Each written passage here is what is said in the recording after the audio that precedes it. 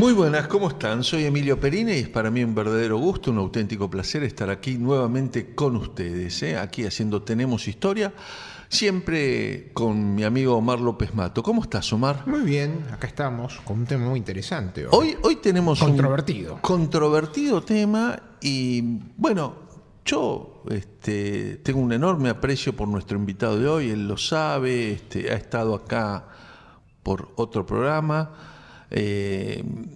Bueno, vamos a contarlo directamente, vamos a cambiar un poco el esquema. Hoy nos visita Carlos Manfroni y es a propósito del libro Propaganda Due, la historia documentada de la logia masónica que operó en la Argentina sobre políticos, empresarios, guerrilleros y militares, que editó Sudamericana. Incluye la lista íntegra, no sabemos si íntegra porque nunca después, se sabe esas cosas. No, porque en algún momento del libro Manfroni nos cuenta que en un reportaje de 1976 Luis Gelli da una cantidad, pero lo que se allana y lo que aparece en las investigaciones del Parlamento italiano es menos de la mitad. Los que siguen este programa desde hace mucho tiempo recordarán que Carlos Manfroni estuvo con nosotros a propósito de sus dos libros anteriores, publicados también por Sudamericana, Montoneros, Soldados de Macera, a mi juicio un libro imprescindible para entender los 70, y Los Otros Muertos, en coautoría con Victoria Villarruel. Manfroni nació en Buenos Aires, es abogado por la Universidad de Buenos Aires, fue miembro del grupo de expertos de la EVA que redactó la Convención Interamericana contra la Corrupción y está considerado un investigador de primera línea en todo lo que tiene que ver con delitos financieros y esas cuestiones. Carlos, muchas gracias por estar acá con nosotros. Muchas gracias a ustedes. Vamos para tratar de aprovechar el tiempo, porque hoy las controversias van a ser muchas. Yo a veces no estoy de acuerdo con las líneas que él deja planteadas, que muchas veces las plantea como pregunta, otras ya él se juega y las plantea como afirmación, pero vamos a tratar de preguntarle un poco todo esto, lo que tiene que ver con la historia argentina. Y esto para nosotros la historia argentina, la historia de la Guerra Fría, no, claro, uno de tus temas preferidos. Me había propuesto centrarme más en la historia argentina precisamente porque si no el libro es muy vasto y te lleva hasta la actualidad, hasta las finanzas del Vaticano, claro. ¿No? Acaba de quebrarse el banco más antiguo de la historia en el Vaticano y bueno, todavía las finanzas del Vaticano desde la década del 80 son un tema de discusión en todo el mundo. Pero a mí, ¿sabés qué me gusta? O les propongo como tema de conversación, los 60, con el asesinato de Aramburu y el origen mítico de Montoneros, los 70, lo que es el fracaso del Gran Acuerdo Nacional, que después va a tener el Pacto Social, que era el Gran Acuerdo Nacional, hecho por otras personas. Parece que el problema no era ideológico, sino quién conducía más que nada, ¿no? Y a qué negocio se favorecía y a qué empresas se les daban determinados negocios. Y parte de los 90, si se quiere, porque, como recordarán, acá hubo ramificaciones de la PDUE que tuvieron que ver con Faraón y las inversiones y los hoteles y el lavado de dinero en la Argentina en las últimas décadas. Vamos a hacer una primera pausa en el programa y enseguida estamos conversando con Carlos Manfroni sobre Propaganda Due que editó Sudamericana.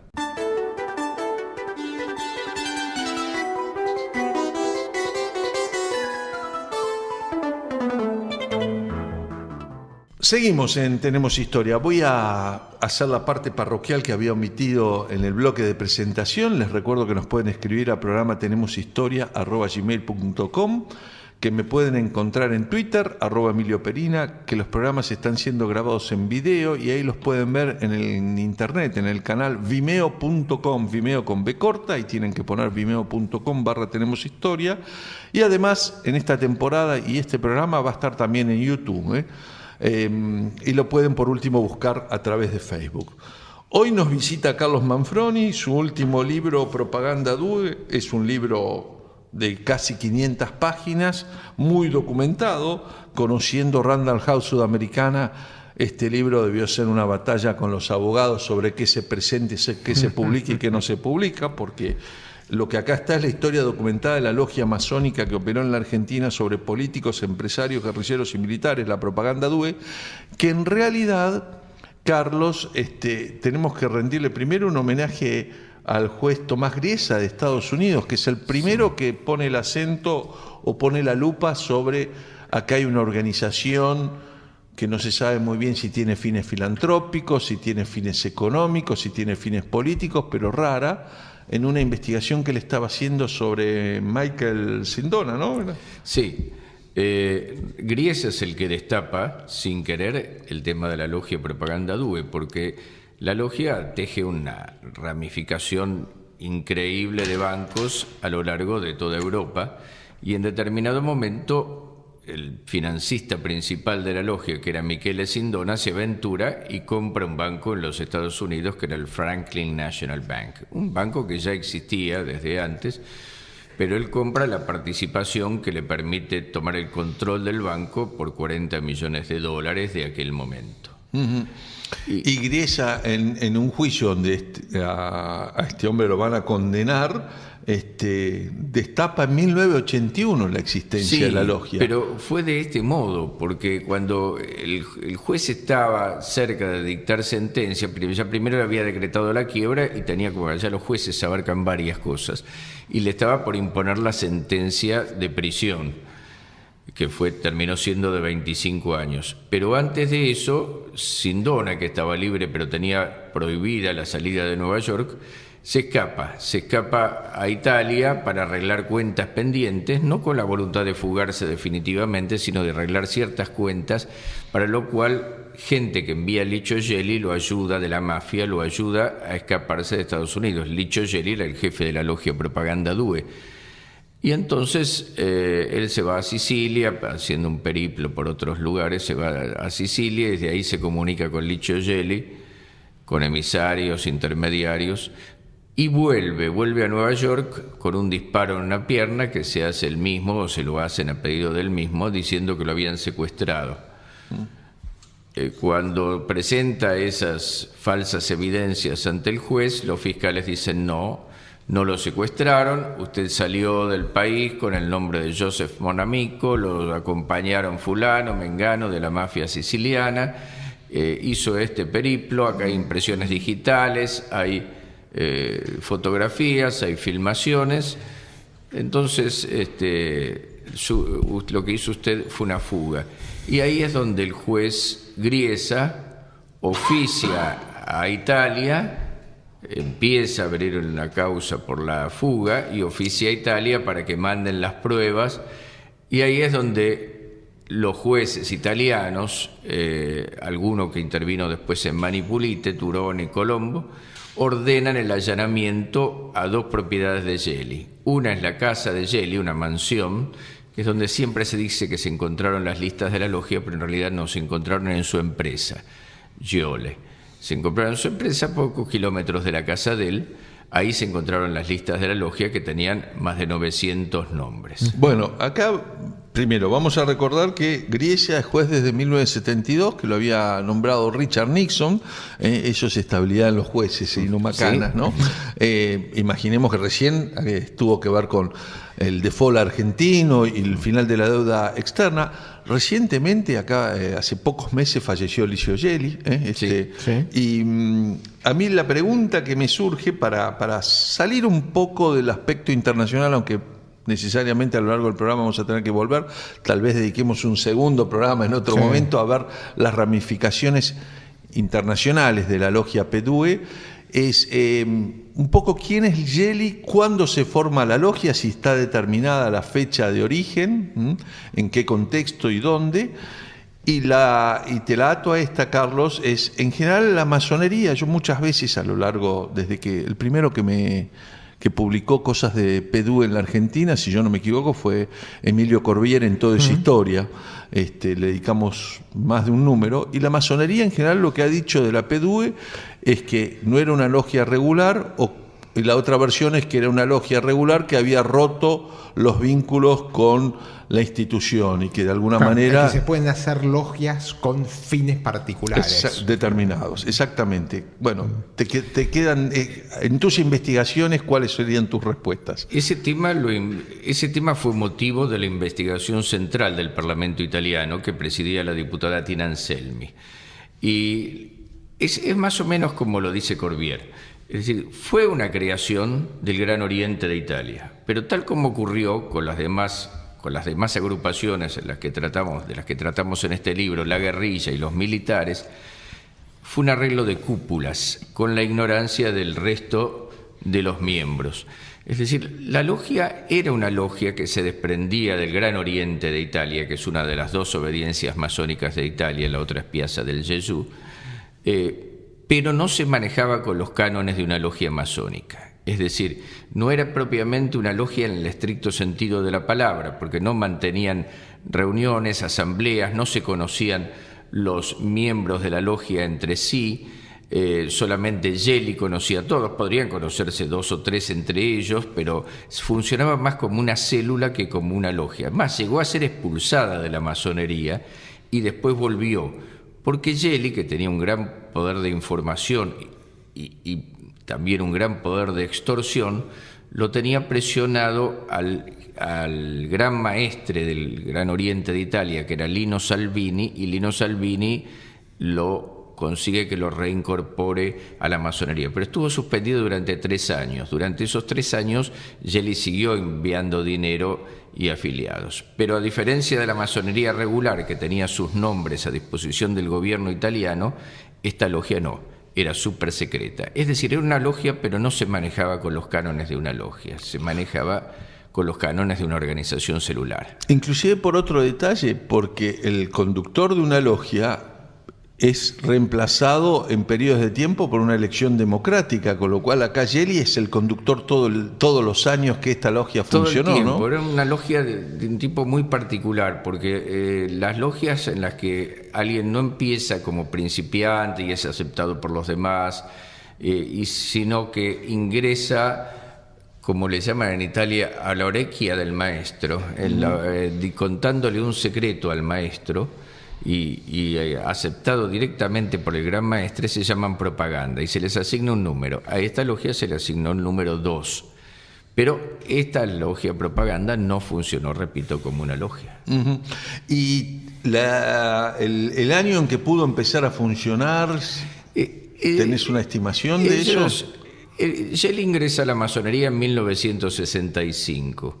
Se sabe, para 1971 se sabe que tenía ya armado una célula que se llamaba Reagrupamento Gelli Propaganda 2. Con una gran modestia se le llamó Reagrupamento Gelli Propaganda 2. Se supone que ya desde antes estaba funcionando, y por supuesto Gelli estaba operando desde mucho antes personalmente, porque Gelli es asesor del primer gobierno de Perón. Obtiene la doble nacionalidad, es el primer ciudadano que obtiene la doble nacionalidad argentina e italiana. ¿Estás hablando del primer gobierno de Perón en 1950 y pico? Sí, claro, porque él cuando termina la guerra se viene a la Argentina. Y ahí ya cuando viene a la Argentina, ya él había, conservando su apariencia fascista, pues él había trabajado en el fascismo, había peleado incluso en el ejército de Mussolini, y había peleado en España con las organizaciones falangistas, pero él se pasa al KGB y coopera, por eso se salva, coopera con los partisanos. Bueno, él se viene a la Argentina. Pero viene a la Argentina como refugiado por el camino, poco, por el Vaticano, por ese camino Vaticano, Cruz Roja, como venían los criminales nazis. Él tenía, él tenía cierta hostilidad. Lo ayudan los partisanos. Lo ayudan los partisanos a salir de su pueblo, porque tenía muchos ataques por ser fascista. Y él no quería decir que no era fascista ya, porque le convenía para penetrar en las Fuerzas Armadas italianas. Él le convenía conservar la apariencia de fascista, que la conservó toda la vida, porque eso le ayudaba a penetrar en los servicios de inteligencia de Italia y en las Fuerzas Armadas. Si él hubiera dicho que trabajaba para el comunismo, no hubiera tenido el mismo resultado. Más aún, cada vez que alguien mencionó su cercanía con el comunismo, terminó muerto. Es decir, el libro comienza precisamente cuando una periodista está declarando ante los carabineros porque acababan de asesinar al director de su semanario. Y el director de su semanario había hablado de los orígenes, había hablado de la vinculación de Jelic con los servicios secretos de la Unión Soviética, y también la periodista estaba haciendo una nota sobre Montoneros y las redes internacionales que los protegía. Y ahí es donde la periodista empieza a ser amenazada. Bueno, vamos a cerrar este bloque. Me queda una pregunta con la cual vamos a abrir el próximo bloque con Carlos Manfroni. Estamos hablando de su último libro, Propaganda Due, la historia documentada de la logia PDUE, y su vinculación en la Argentina, que operó sobre políticos, empresarios, guerrilleros y militares. La editó Sudamericana. Y la cuestión que me queda en el aire es si sabemos o si Carlos sabe cómo Gelli hizo sus primeros pesos, su primera fortuna.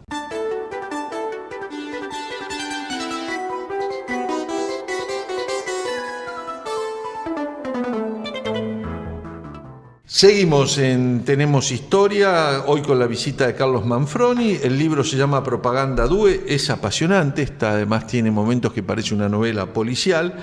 Historia documentada de la logia masónica que operó en la Argentina sobre políticos, empresarios, guerrilleros y militares, editó Sudamericana. Hemos visto que era una logia irregular, que no se atenía a las reglas ni de la ley italiana ni de la ley de la Argentina. Y yo te preguntaba por la fortuna de Gelli. ¿Se sabe dónde se da origen? ¿Es acá en Argentina? ¿Es en Italia? Hay hipótesis. En realidad parece que es en la ex Yugoslavia. Que a él lo mandan a cuidar el oro procedente de Croacia, y parece que se queda con muchos lingotes. Ahí hay todo un trayecto del oro de Pavlevich que va por Suiza con camiones llenos de oro, y entra en Italia, sí. Gelli se queda con parte de ese oro. Y bueno, pues Pavlevich estuvo acá en la Argentina. Sí, claro, en esa época, claro. Llegaron los dos. Y la otra cuestión es a través de las maniobras de Michele Sindona primero y Roberto Calvi después, con las maniobras financieras, que Sindona era un hombre habilísimo para las finanzas, llega a captar parte de las finanzas del Vaticano, sí, por una cantidad de maniobras y engaños que darían mucho tiempo para explicar. Claro, sí, claro. Además con Sindona nos metemos en la relación, la finanza del Vaticano, como bien decías, y la relación de Sindona con Juan Pablo I cuando era todavía obispo, y después la muerte de Juan Pablo I, que en todas las hipótesis, tanto las noveladas como las no noveladas, están vinculadas a las finanzas del Vaticano, tema que sigue siendo tabú hasta hoy. El atentado Juan Pablo II. El atentado Juan Pablo II, que sí se ocupó de limpiar un poco, y es un tema que es tabú hasta hoy. Pero volviendo un poquito... Entonces, viene acá a la Argentina en el 49, por ahí. 45, y ahí empieza la relación 45, con Perón. Perdón, 46, 47. Y ahí empieza la relación con Perón. Empieza la relación con Perón, pero una relación, digamos, que no se sabía de que fuera muy estrecha todavía. Sí se sabe que se vinculó mucho con los servicios de inteligencia argentinas. Ahí empieza a penetrar en los servicios de inteligencia de la Argentina,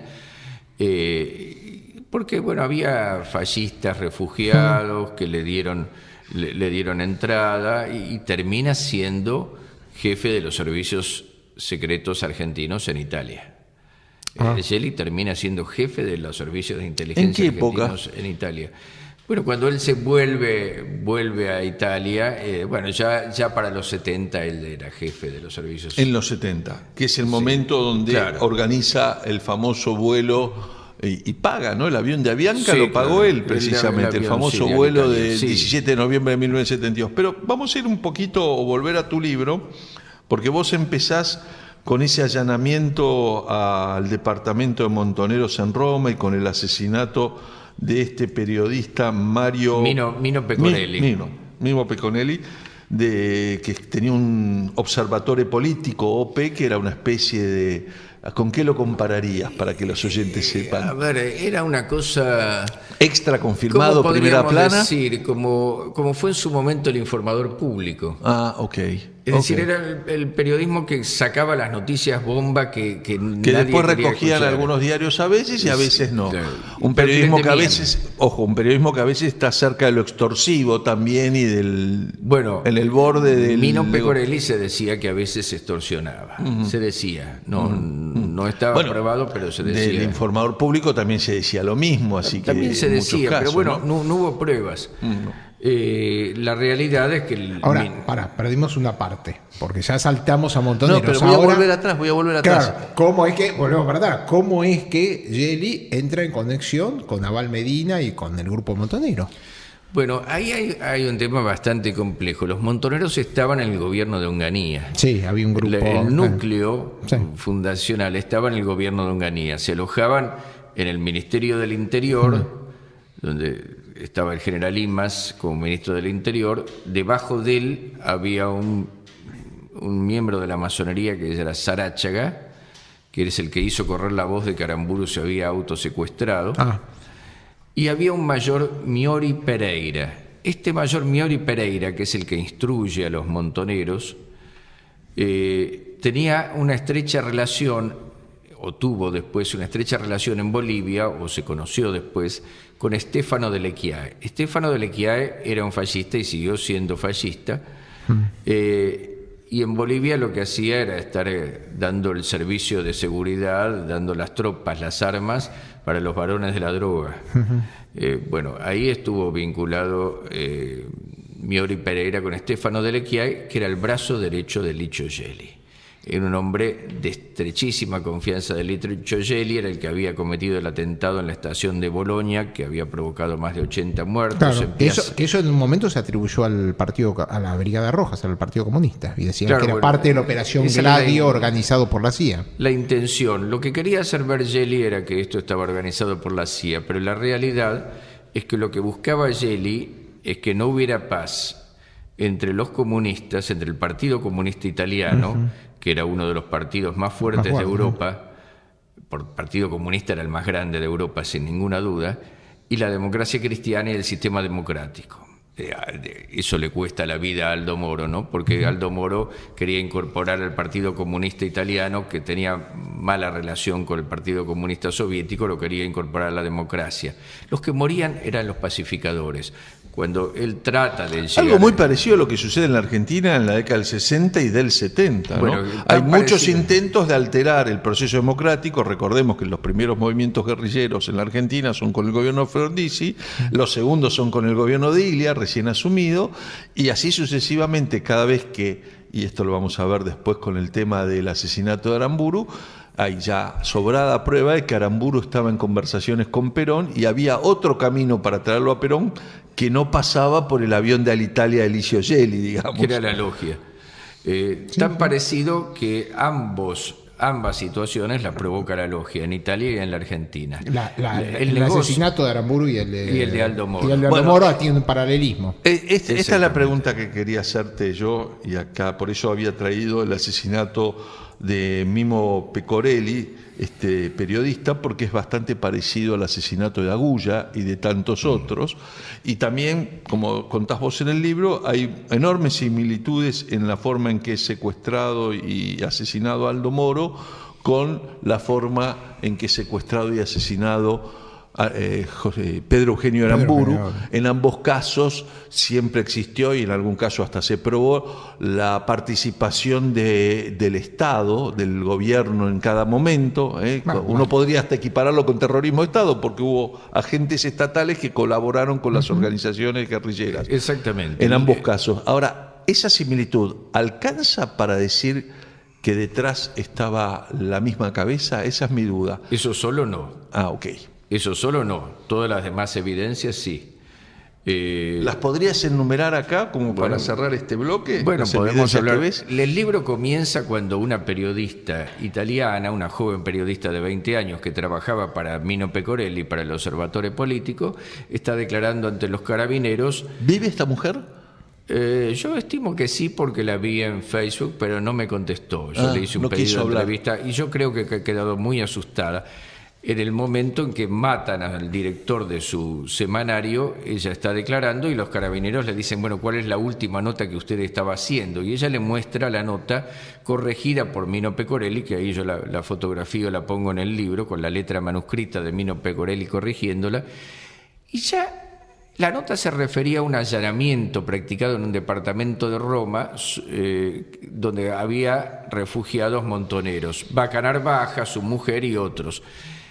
Es evidente que la policía les avisa a los montoneros y ellos huyen.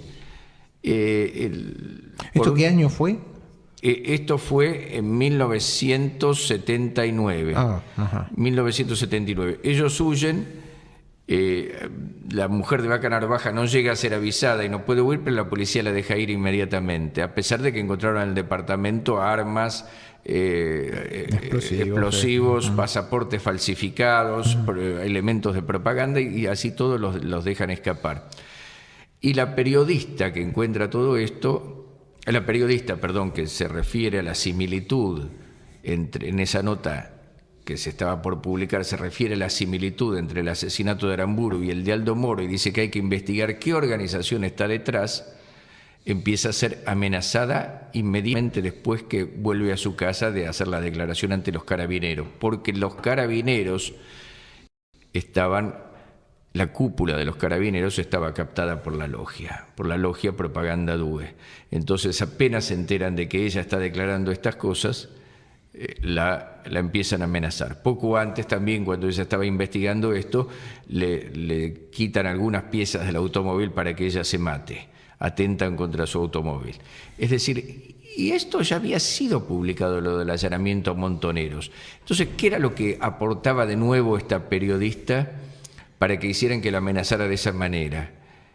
Que ella estaba estableciendo una comparación entre el asesinato de Aramburu y el asesinato de Aldo Moro. Y en realidad la comparación estaba bien hecha. Es increíble la perspicacia de esta periodista de 20 años, que se llamaba Cristina Nocella, y porque en los dos hubo cobertura del Estado, y en los dos casos estuvo detrás la logia. En los dos hubo organizaciones de derecha cubriendo a organizaciones supuestamente de izquierda, porque hace muy poco declaró el general, ante el Il Fatto Quotidiano de Italia, declaró el general Nicola Bozo, que dijo: desde el primer momento sabíamos dónde estaba secuestrado Aldo Moro, pero no nos dejaron intervenir.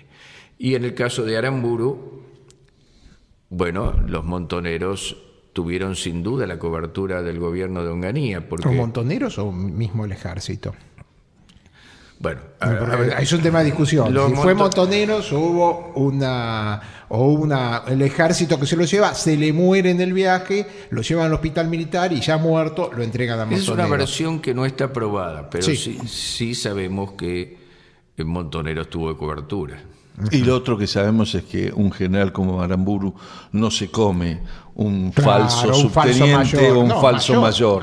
Eso es increíble de creer, porque reconoce la forma de pararse, de cuadrarse y la actitud de un militar. No era tanto, se conocían todos. Exactamente. A esa época. Vamos a hacer una nueva pausa en Tenemos Historia y seguimos conversando de este libro apasionante de Carlos Manfroni, Propaganda Due, que editó Sudamericana.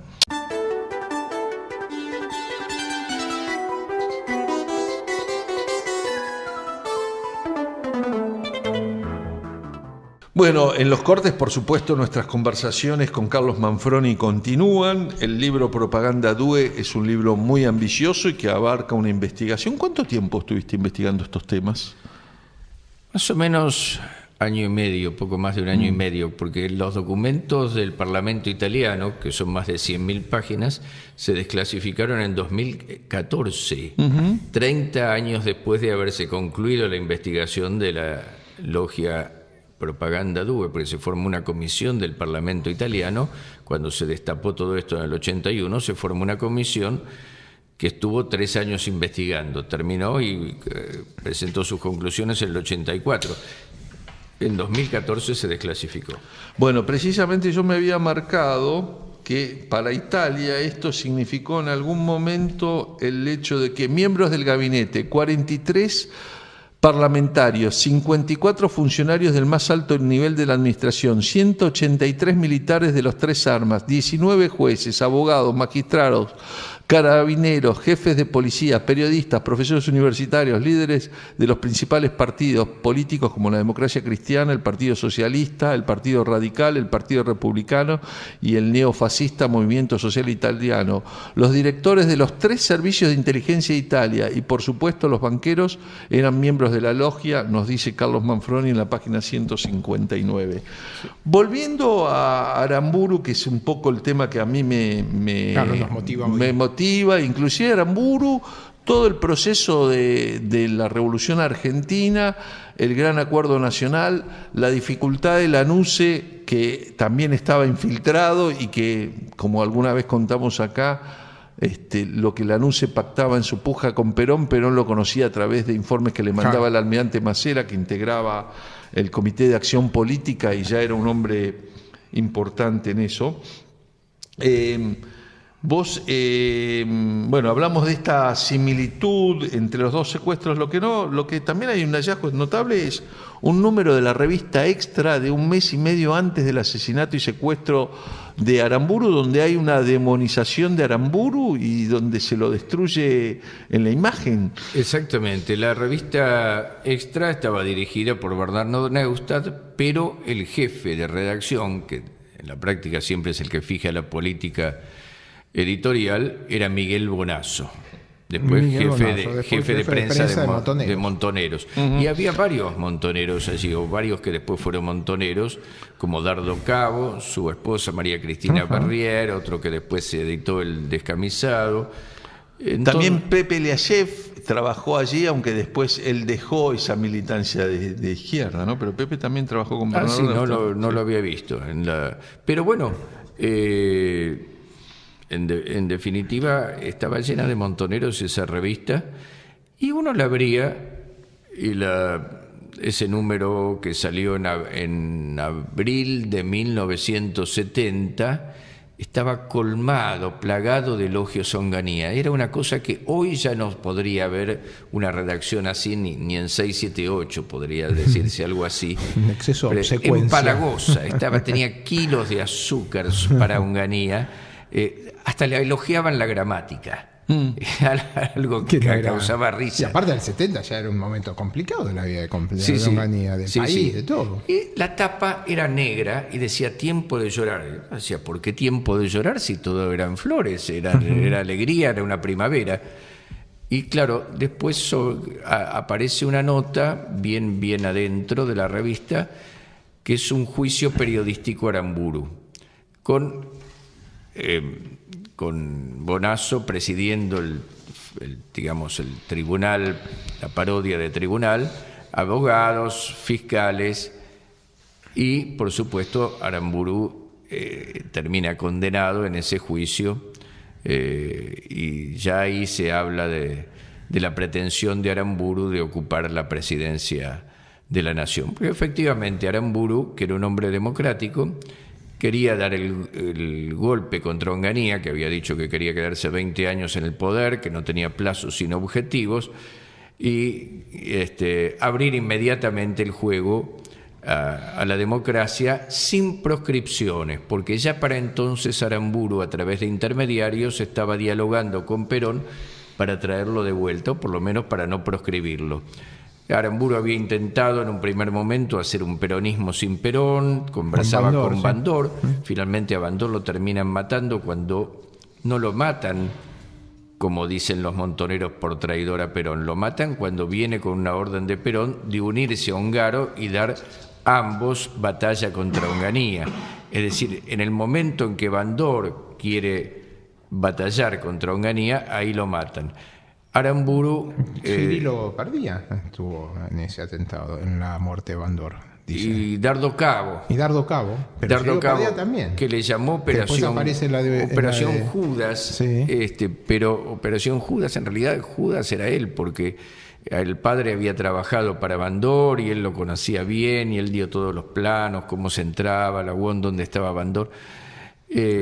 Bueno, es desde la extrema izquierda que se ha querido dejar esa imagen de Bandor traicionándolo a Perón, y si bien Bandor se atrevió a enfrentar a Perón, ya, como bien decías vos, ya estaba reconciliado totalmente. Había un diálogo nuevamente de recuperación.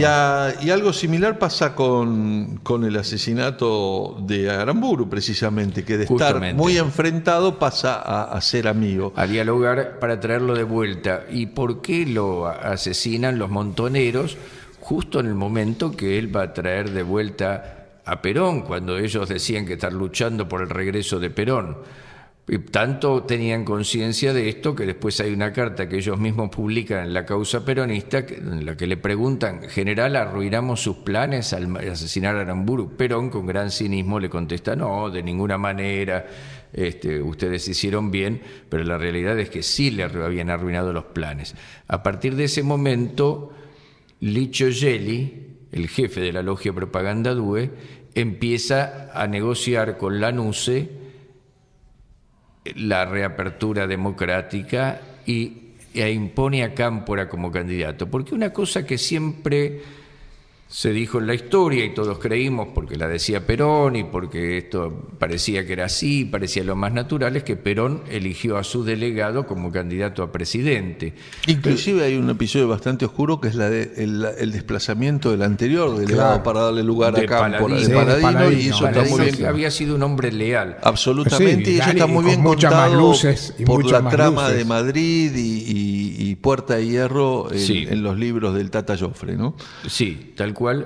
Y había sido un hombre leal, pero entre Montoneros, Galimberti y López Rega, que actuaban en consenso, lograron desplazar a Paladino e imponer a Cámpora. López Rega era un miembro de la logia Propaganda Due. Ajá. Impusieron a Cámpora como delegado.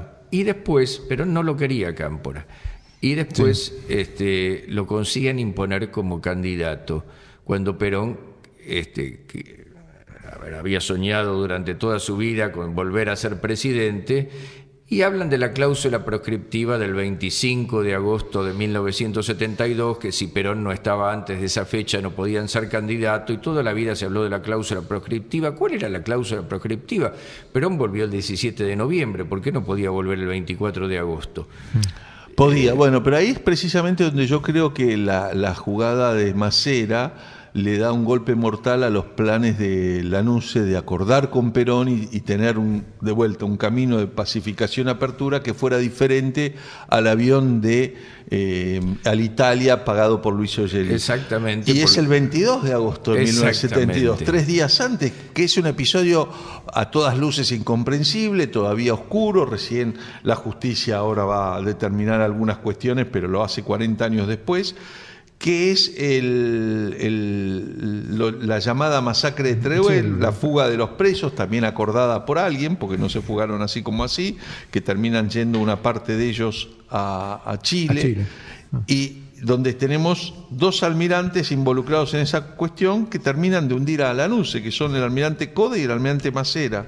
Exactamente. Y los dos van a ser después los directores del Banco Ambrosiano en la Argentina, de la Logia, Banco de la Logia. Bueno, da para pensar. Tenemos que hacer un corte, el último del programa de hoy, que nos va a quedar tanto material afuera que yo creo que va a ser imprescindible molestarlo a Carlos Manfroni para hacer una parte 2 de este programa en algún momento. Una pedúe.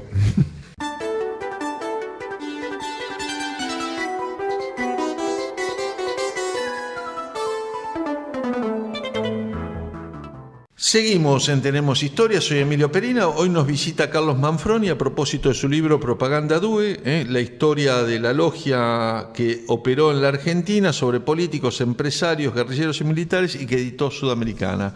En el bloque anterior vimos un poco cómo Cámpora es un producto que surge de esta logia también, de alguna manera, el desplazamiento tan raro de Paladino, y toda la negociación Lanuse-Perón, que es enturbiada permanentemente por Macera, como Trelew es de alguna manera operación de Coda y de Macera, y que de alguna manera ambos después van a ser miembros de la logia y del Banco Ambrosiano, ¿no?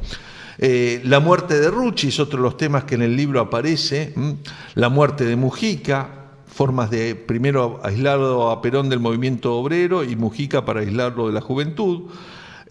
Perón a merced de Montoneros y de López Rega, que de alguna manera tenía a través de la logia negocios con los montoneros, sí. Pero aparentemente la idea era siempre imponerlo a Macera, que esto vos lo tocaste en tu libro anterior, Montoneros Soldados del Macera, y acá parecería que aportás más información. Sí, porque en el libro anterior, hasta el libro anterior, yo suponía que el acuerdo entre Montoneros y Macera había nacido en 1977. Acá obtuve testimonios muy anteriores, es decir, el capitán Gándara es asesinado en 1976 porque llega a conocer el pacto entre Montoneros y Macera. Era un capitán de la Marina Mercante que es asesinado. Tanto es así que Walsh llega a nombrar al capitán Gándara en su carta abierta a la Junta Militar, y justo cuando está distribuyendo esa carta, ahí se toma tiros con gente de la Marina precisamente. Y lo secuestran y desaparece. Y Horacio Berbisky, que trabajaba con Walsh, no tuvo problemas durante el proceso. Eso es otra cosa que destacás, que es la relación entre Berbisky. No, ninguno. Él colaboraba, era colaborador de el comodoro Guiraldes, un comodoro retirado al que, Berbisky trata de hacer aparecer como una especie de gaucho retirado de San Antonio de Areco. La realidad es que Guiraldes, como bien lo dice su cuñado Eugenio Holmberg, hermano de Elena Holmberg, a quien la Marina mató. Discúlpame, han muerto Hidalgo Solá, Elena Holmberg, Dupont, el que mencionábamos recién, el capitán Gándara. La muerte de Dupont también está atribuida a la de Marcelo Dupont, que lo mataron en el atentado contra Gregorio. Palermo Chico. Y el atentado contra Gregorio Dupont, que era el que querían matar realmente, de los periodistas Agulla, Fernández Pondal, todos los testigos del pacto Montoneros-Macera murieron. Y cuando Walsh insinúa algo, alguna vinculación, también desaparece. Volviendo a lo que me preguntaste de Berbisky, no, efectivamente estuvo al lado del comodoro Guiraldes, que no era un gaucho retirado, era la Fuerza Aérea, era el hombre más poderoso de la Fuerza Aérea, el creador de Aerolíneas Argentinas. Esto también lo dice el libro de Gabriel Levinas, y yo aporto un dato más, transmitido por nada menos que por el cuñado Eugenio Holmberg, que me lo dijo a mí en una de las tantas conversaciones que mantuvimos. Además, el comodoro Guiraldes era uno de los armadores del partido de Macera y de la Fundación, y eso explica el poder que tenía. Es decir, Guiraldes no pudo salvar a su cuñada, que era Elena Holmberg, tanto es así que se abrió de Macera, se fue de al lado de Macera cuando desaparece la cuñada, eso ya no lo pudo soportar. Y sí, Berbisky estuvo libre y sin problemas durante todo el gobierno militar. Bueno, ahí y tenemos que ir cerrando, pero yo, para dejar alguna idea de los otros temas que toca el libro La Pedúe de Carlos Manfroni, tiene que ver con, por un lado, la contraofensiva de Montoneros del año 79, que estaría también impulsada por La Pedúe y por Macera, y que además tocaba con determinados negocios que eran los que le interesaban a Gelli y a su gente, que tenían que ver con el petróleo, el acero, las armas, las finanzas. Fíjate contra quiénes son los atentados de esa contraofensiva y a quiénes toca. Dificultar la salida del gobierno militar atentando contra el equipo económico. Y no hemos tocado el personaje, otro de los personajes que tiene que ver con la trama internacional de este libro, que es el dirigente libio Gaddafi, que precisamente una de las cosas que hace López Rega en 1974 son aquellos famosos acuerdos petroleros que tanto dinero se dice que corrió, y entrenamiento de montoneros en Gaddafi, con lo cual va a aparecer la influencia de esta logia a través de Macera o a través de los montoneros o a través de otras personas en los negocios del Mundial 78, donde la Marina elimina también el general Actis, que iba a ser después se hace la cosa, que hay un negocio de 700 millones de dólares. Exactamente, y la guerra de Malvinas y todo lo que significó esa ruptura de la Argentina con Occidente. Parecería ser que la logia, con sus organismos terroristas de izquierda o de derecha, intervino cada vez que la Argentina iba a llegar a algún proceso de pacificación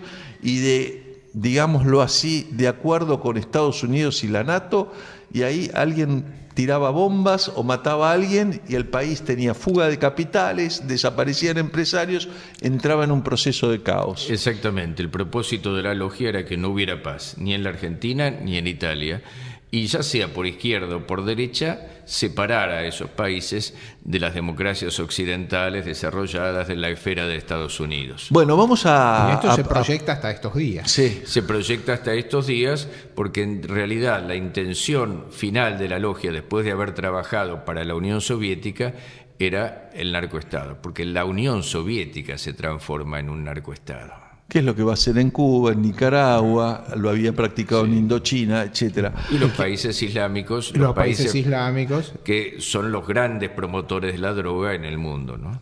Bueno, me queda una pregunta final para la cual tengo 30 segundos y te vamos a comprometer para hacer una parte 2 de este programa más vinculada a la Guerra Fría y a las cuestiones internacionales, lo que tiene que ver con este libro Propaganda Due. En el fondo, ¿vos creés que esta gente actuaba por dinero o por ideología? Las dos cosas. Actuaba por un plan, ideología no sé si tenían, pero sí actuaban por un plan ambición de poder, ambición de poder, geopolítica y por dinero también. No, en el caos también se gana plata. Para ganar plata, eso es lo que decir. Se embarcaba para ganar plata. En estos años, muchos actores económicos, Bungibor, Sacetru, y podría nombrar muchas empresas que tenían proyección internacional en Argentina, la propia Fiat, que era más importante en la Argentina que en el resto de Sudamérica, desplazaron y perdieron mercados y posiciones. No creo que haya sido casualidad. Nos quedamos sin tiempo. Muchas gracias, Carlos Manfroni. Estás comprometido para volver y hacer una suerte de parte 2 a propósito de su libro Propaganda Due. Omar, nos reencontramos la semana próxima. Vamos a estar acá. Los estaremos esperando aquí en Tenemos Historia. Chao.